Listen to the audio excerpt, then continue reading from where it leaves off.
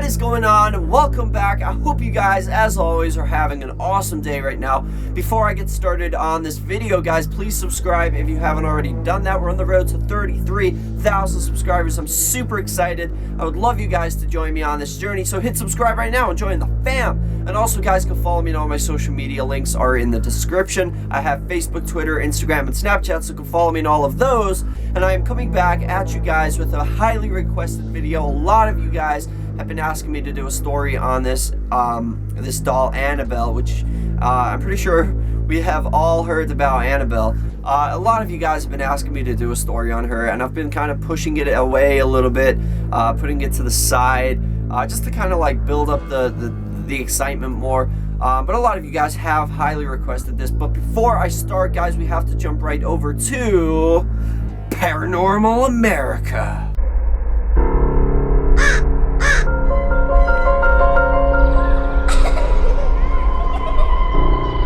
Welcome to Paranormal America, guys, and today we are talking about Annabelle, not the one from the movie The Conjuring. I'm pretty sure a lot of you guys have seen that movie, and believe it or not, the original Annabelle is nothing like the one in the movie. The one in the movie is actually scarier than the real Annabelle doll. The real Annabelle doll, because the director of the movie actually made it so, like recreated the doll so it looked more scary for the movie. But in reality, Annabelle was just a Raggedy Ann doll. It's kind of pleasant to look at. It's just this cute little doll, big round head, little body.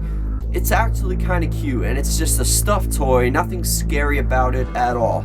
Now, the story of Annabelle, the real one, it goes that it was bought by a woman who had a daughter who was a college student back in 1970 from a hobby store. It was a used doll. She bought it for her daughter, who was Donna, and she was already in college at this point, and she had a roommate, which was Angie.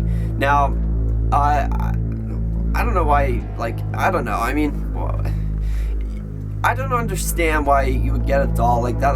It was like a kid's doll. Why would you get a doll for your daughter who's a college student? I don't know. I mean, maybe you still like dolls. I don't know.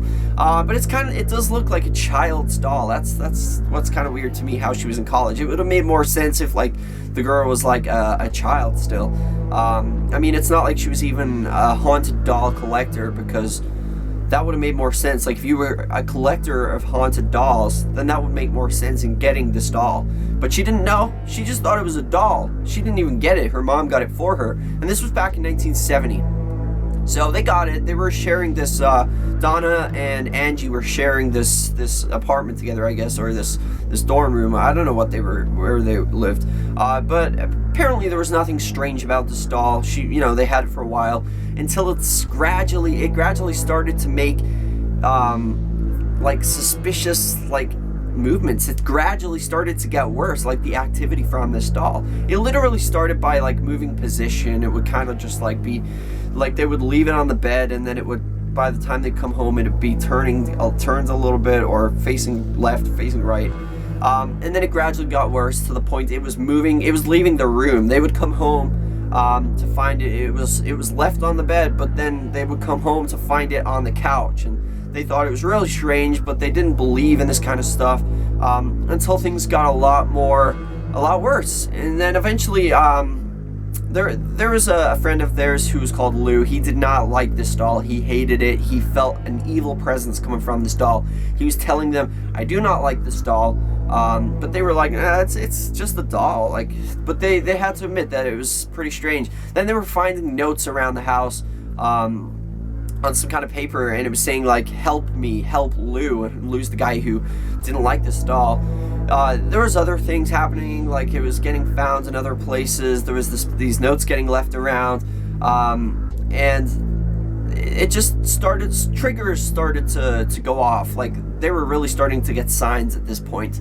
So later down the line, there was this one time, I think they hear something coming from the bedroom or something, or Donna comes home to find there is blood on the doll's hands, or some kind of red liquid, but they believed it was blood, and it actually seemed to be coming out of the doll. It wasn't somebody else's blood. It was almost as if the doll was bleeding.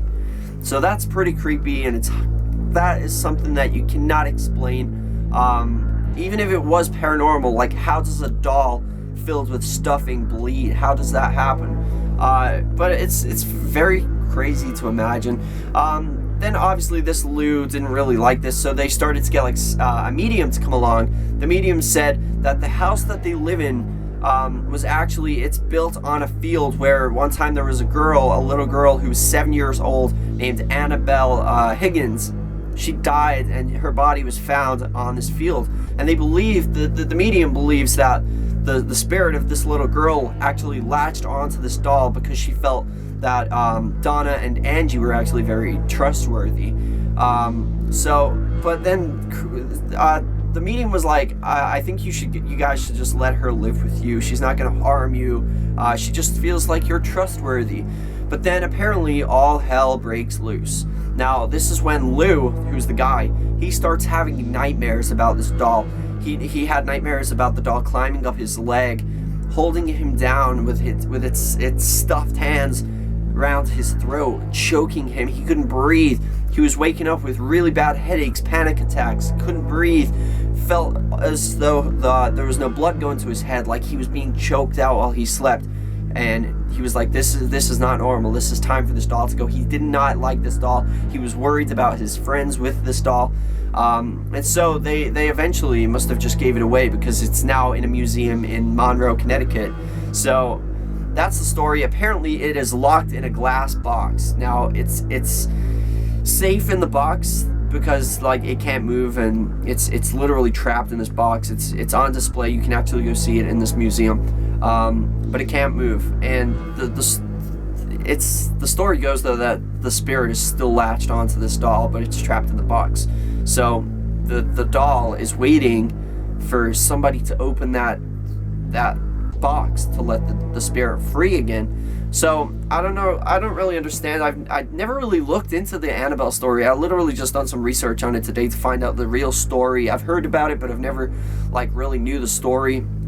It's definitely creepy, and it's kind of similar to the other haunted doll stories, so it's, you know, it was kind of to be expected. I kind of knew what to expect with this story, but it's very creepy. I can't explain it. I don't know if you guys know this, but the doll that they used for a prop in the movie is actually in Roman Atwood's basement. If you guys know Roman Atwood, he is a YouTuber slash vlogger slash prankster, and he has the doll in his basement. I don't know if it's still in his basement, but there was a time when the Warner Brothers gave him this doll, the actual doll they used in the movie. So this is going back like last year. I don't know if he's actually kept it. He was supposed to do a prank with the doll, but I never ever saw the prank. I don't even know if he got around to doing it. But overall, I think this is a creepy story. I would love to go to Monroe, Connecticut and see this doll. Just because I feel as though, like, if I get to see one day, like, probably Robert the doll, I would definitely love to see Robert the doll, because apparently, like, he can be vicious if he doesn't like people taking pictures of him without his consent. You gotta, like, literally ask him if you can take a picture. But I would definitely like to, like, see these dolls, not because I would expect to see anything happen there and then in front of me, but I would be more, I'd find it more easy to believe. How can I say this? If like I saw them in real life and nothing happened, but then I went home and I was like, I felt attacked in my sleep, kind of like Lou did in the story about Annabelle. If I woke up feeling as though I was getting choked out, then it would make me believe more. So I find it really hard. Like I do believe in the paranormal, but I have a hard time imagining like objects being haunted. Like I believe people can get possessed. I believe there are ghosts around us and spirits around us, but I find it hard to imagine an object such as a doll being possessed, like, and not possessed, like haunted, and it like getting up and walking around. Because if this story is true, then there must have been a point during the day while Donna and Angie were out the house that this doll actually got off the bed and walked out into the living room, or floated off the bed into the living room and sat down on the couch. And I cannot picture that happening. It's really hard to picture, but it's a very scary story. I would definitely love to go there. I would take a camera, take some pictures, see if anything changes or I catch any like orbs. or even if I have nightmares and stuff like that, that would definitely help me to believe more. It would definitely, you know, push me into that direction more. But other than that, I think this is a creepy story. I definitely need to see The Conjuring. I have not seen that movie yet, but I know a lot of you guys have. Let me know in the comment section if you have or you haven't.